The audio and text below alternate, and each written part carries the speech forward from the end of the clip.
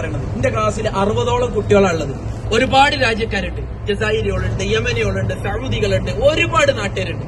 ഇന്ത്യക്കാരനായി ഞാൻ മാത്രമേ ഉള്ളൂ. സാലിമത്തുർക്കി ഹഫിദുള്ള ഞാൻ ഇന്ത്യക്കാരനാണെന്ന് പറഞ്ഞപ്പോ എന്താ പറഞ്ഞറിയോ? ഉമർ, ഇനി ഇവിടുന്ന് ദീന് നന്നായി പഠിക്കണം. ഖബർ ആരാധകർ ഒരുപാടുള്ള നാട്ടിൽ നിന്ന് വരുന്നത്. ഇവിടുന്ന് ദീന് പഠിച്ചു പോയിട്ട് ആളുകൾക്ക് ദീൻ എത്തിച്ചു കൊടുക്കണം. ഒരു റിയാലിറ്റി കൈപ്പറ്റരുത്. നല്ല സുഖമാണ്. നാട്ടിൽ 7 കൊല്ലം കിതാബ് ഓതി, ഇവിടുന്ന് 10 കൊല്ലം കിതാബ് ഓതി, 17 കൊല്ലം കിതാബ് ഓതി നാട്ടിലേക്ക് എത്തിയാൽ നല്ല ഹോജയായി നല്ല ആളായിട്ടൊക്കെ എനിക്ക് അവിടെ നടന്ന് ഒരു ഷാളിട്ട് നടന്നാൽ ഒരുപാട് പൈസ ഉണ്ടാക്കാം. പക്ഷെ ഉസ്താദ്മാര് പറയും ഒരു റിയാല് പോലും ഉമർ അങ്ങനെ സമ്പാദിക്കരുത്. ഇത് അള്ളാഹുവിനോടുള്ള ഉത്തരവാദിത്വമാണ്. അതുകൊണ്ടാണ് ഞാനിത് പറഞ്ഞത്. ഞാൻ പറഞ്ഞില്ലേ, കണ്ടുകൊണ്ട് വായിച്ച സത്യം നബി സല്ലല്ലാഹു അലൈഹി വസല്ലം പറഞ്ഞു, മൻ തഅല്ലഖ തമീമതൻ ഫഖദ് അശ്റക, ആരെങ്കിലും ഏലസ് കെട്ടിയാൽ അവൻ ശിർക്ക് ചെയ്തു എന്ന ഹദീസ് ഞാൻ പഠിച്ചിട്ട് അത് ഞാൻ നിങ്ങളോട് പറഞ്ഞിട്ടില്ല എന്നുണ്ടെങ്കിൽ ഞാൻ കുറ്റക്കാരനാകും. ഇമ്രാൻ ഇബ്നു ഹുസൈൻ റളിയല്ലാഹു അൻഹു ഒരു രോഗം വന്നപ്പോ ഒരു കെട്ട് കെട്ടി. നബി സല്ലല്ലാഹു അലൈഹി വസല്ലം ചോദിച്ചു, എന്തിനാ ഈ കെട്ട് കെട്ടിയത്? മിനൽ വാഹിൻ, എനിക്ക് അസുഖം ഉണ്ടായിട്ടാണ് റസൂലേ എന്ന് പറഞ്ഞു. നബി സല്ലല്ലാഹു അലൈഹി വസല്ലം എന്താ പറഞ്ഞത്? ഇൻസിഅഹ, നീ ഊരി വലിച്ചെറിയണത്. ഫഇന്നഹ ലാ തസീദുക ഇല്ലാ വഹന, നിനക്കത് അസുഖമല്ലാതെ മറ്റൊന്നും വർദ്ധിപ്പിക്കൂല, ഒന്നും ചെയ്യാൻ പാടില്ല എന്ന് നബി സല്ലല്ലാഹു അലൈഹി വസല്ലം പഠിപ്പിച്ചു. അത് എനിക്ക് നിങ്ങളോട് പറയൽ എന്റെ ഉത്തരവാദിത്വമാണ്. നബി സല്ലല്ലാഹു അലൈഹി വസല്ലം ഇബ്നു അബ്ബാസ് ഹിബ്റു ഹാദിഹിൽ ഉമ്മ എന്നറിയപ്പെടുന്ന പണ്ഡിതനാരാ? ഹിബ്റു ഹാദിഹിൽ ഉമ്മ, ഈ ഉമ്മത്തിലെ പണ്ഡിതൻ എന്നറിയപ്പെട്ട പണ്ഡിതനാരാ? ഉത്തരം പറഞ്ഞ ആൾക്ക് ഒരു മുസ്ഹഫ് തരാം. ഇബ്നു അബ്ബാസ് റളിയല്ലാഹു അൻഹു ചെറിയ കുട്ടിയാണ്, അദ്ദേഹത്തിന് കൊടുക്കണം കേട്ടോ. ചെറിയ കുട്ടിയാണ്. കുട്ടിയെ എടുത്തിട്ട് നബി സല്ലല്ലാഹു അലൈഹി വസല്ലം വിളിച്ചു. ഒരു കുട്ടിനോട് പറഞ്ഞു, ഇദാ സഅൽത ഫസ്അലില്ലാ, പൊന്നുമോനെ ചോദിക്കുകയാണെങ്കിൽ അള്ളാഹിനോട് മാത്രം ചോദിക്കണം കേട്ടോ. വഇദാ ഇസ്തഅൻത ഫസ്തഇൻ ബില്ലാഹ്, നീ സഹായം അഭ്യർത്ഥിക്കുന്നു എങ്കിൽ നിന്റെ റബ്ബിൽ നിന്ന് മാത്രം നീ സഹായം അഭ്യർത്ഥിക്കണം. ഇത് നബി സല്ലല്ലാഹു അലൈഹി വസല്ലം ഒരു ചെറിയ കുട്ടിയെ പോലും പഠിപ്പിച്ച കാര്യമാണ്. ഇത് ഞാനിങ്ങനെ പറയുമ്പോൾ പലപ്പോഴും പല ആളുകൾക്കും ആശങ്ക ഉണ്ടാകും, ഇവരിപ്പോ എന്താ ഇങ്ങനെ പറയണേ?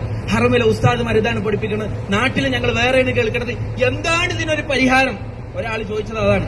നിങ്ങൾ കുറച്ച് ആൾക്കാർ ഇങ്ങനെ പറയാം, വേറെ കുറച്ച് ആൾക്കാർ അങ്ങനെ പറയാം. ഇതിപ്പോ ഞങ്ങൾ നാടന്മാർ തൊക്കപ്പാടെ ഇടയിൽ കിടന്ന് കുടുങ്ങിയെന്ന് പറഞ്ഞു. 2 പ്രതിവിധികൾ ഞാൻ എന്റെ ഉപ്പമാരോടും ഉമ്മമാരോടും പറഞ്ഞത്. 2 കാര്യങ്ങൾ എല്ലാവർക്കും ചെയ്യാൻ പറ്റുന്ന 2 കാര്യങ്ങൾ.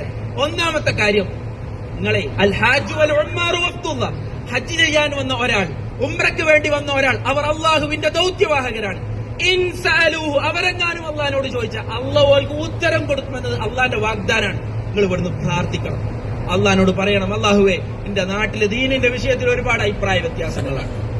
ഒരു കൂട്ടര് ഇത് സ്വർഗപ്രവേശനത്തിന് തടസ്സമാകുമെന്ന് പറയുന്നു, വേറൊരു കൂട്ടര് ഇതാണ് ശരിയായ റൂട്ട് എന്ന് പറയുന്നു. അള്ളാഹുവേ ഈ അഭിപ്രായ വ്യത്യാസത്തിൽ ഏതാണ് ശരിയെന്ന് നിനക്കറിയാം, ഈ അഭിപ്രായ വ്യത്യാസത്തിൽ ശരിയിലേക്ക് നീ എന്നെ വഴി നടത്തണേന്ന് എന്റെ ഉപ്പമാരും ഉമ്മമാരും പ്രാർത്ഥിക്കണം. അത് പ്രാർത്ഥിക്കാൻ ആർക്കെങ്കിലും എന്തെങ്കിലും തടസ്സമുണ്ടോ? എന്തെങ്കിലും തടസ്സമുണ്ടോ? ഇത് നമ്മൾ പ്രാർത്ഥിക്കണം. ഈ വിഷയത്തിൽ ഒരു ഫത്വ നൽകാൻ, ഈ വിഷയത്തിൽ ഒരു തീരുമാനത്തിലെത്താൻ അള്ളാഹുവിനോട് നമ്മൾ ആത്മാർത്ഥമായി നിങ്ങൾ പ്രാർത്ഥിക്കണം. നിങ്ങൾ നേരെ പോണെങ്കിൽ ഹറമിക്കാണ്, നിങ്ങളുടെ റൂമുള്ളത് ഹറമിലാണ്, അള്ളാഹിനോട് അവിടെ വെച്ച് നിങ്ങൾ പ്രാർത്ഥിക്കണം. ലക്ഷക്കണക്കിന് രൂപ മുടക്കിയിട്ടാണ് പടച്ചോനെ ഞാൻ വന്നിട്ടുള്ളത്, ഈ വിഷയത്തിൽ എനിക്കൊരു തീരുമാനം എടുത്തുകൊണ്ടാണ് അള്ളാഹിനോട് അവിടെ വെച്ച് നിങ്ങൾ പറയണം. അള്ളാഹു തൗഫീഖ് നൽകി അനുഗ്രഹിക്കുമാറാകട്ടെ. ഒന്നാമത്തെ സൊല്യൂഷൻ അതാ. നബി സല്ലല്ലാഹു അലൈഹി വസല്ലമയെ പോലെ നമ്മൾ സാധാരണ വജ്ഹത്ത് ഓതും, അല്ലാഹു മുബായിദ് ബൈനി ഓതും സൂറത്തുൽ ഫാത്തിഹയ്ക്ക് മുമ്പ്, അല്ലെ? നബി സല്ലല്ലാഹു അലൈഹി വസല്ലം രാത്രി നമസ്കാരത്തിൽ ഇതൊന്നും ഓതൂല, ഒരു സ്പെഷ്യൽ പ്രാർത്ഥന പ്രാർത്ഥിക്കും. ആർക്കറിയാം പ്രാർത്ഥന? വജ്ഹത്തുന് പകരം അല്ലാഹു മുബായിദ് ബൈനിക്ക് പകരം ചൊല്ലുന്ന ഒരു പ്രാർത്ഥന ഖുർആൻ കേട്ടോ. അതല്ല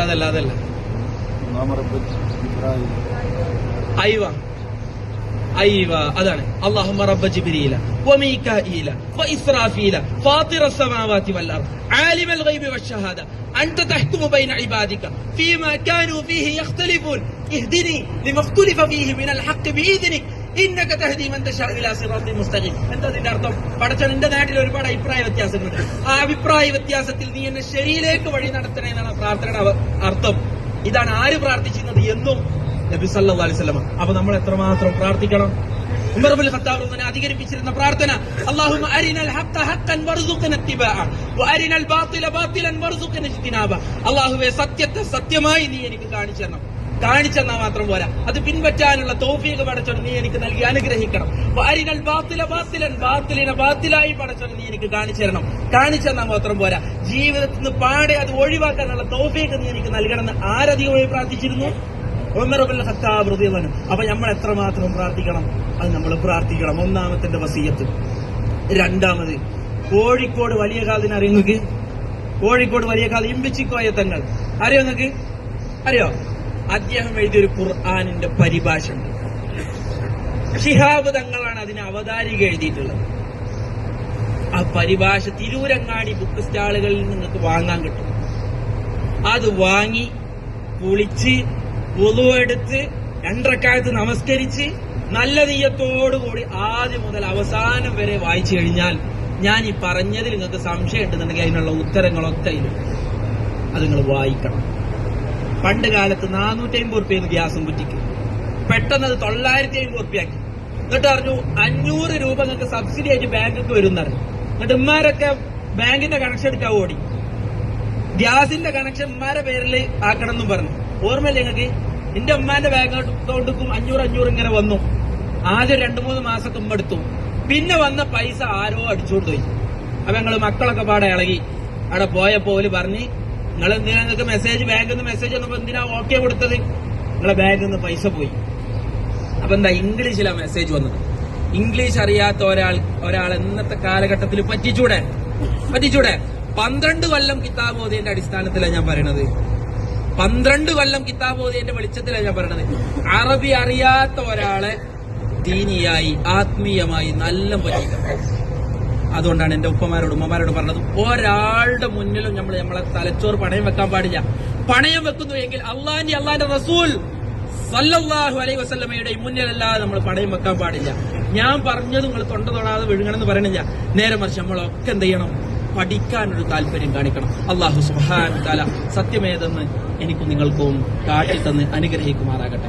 സത്യത്തിന്റെ മാർഗം യഥാർത്ഥ രൂപത്തിൽ പിൻപറ്റാനുള്ള തൗഫീഖ് അല്ലാഹു സുബ്ഹാനഹു വ തആല എനിക്കും നിങ്ങൾക്കും നൽകി അനുഗ്രഹിക്കുമാറാകട്ടെ. നമ്മിൽ നിന്ന് മരണപ്പെട്ടു പോയ നമ്മുടെ മാതാപിതാക്കൾ, മറ്റു ബന്ധുമിത്രാദികൾ അല്ലാഹു സുബ്ഹാനഹു വ തആല അവരുടെ ഖബറിടങ്ങൾ വിശാലമാക്കി കൊടുക്കുമാറാകട്ടെ.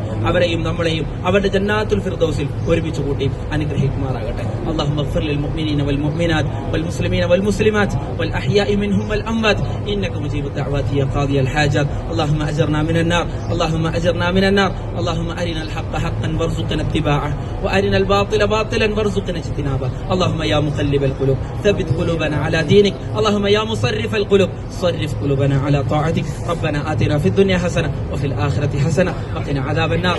آمين آمين برحمتك يا أرحم الراحمين.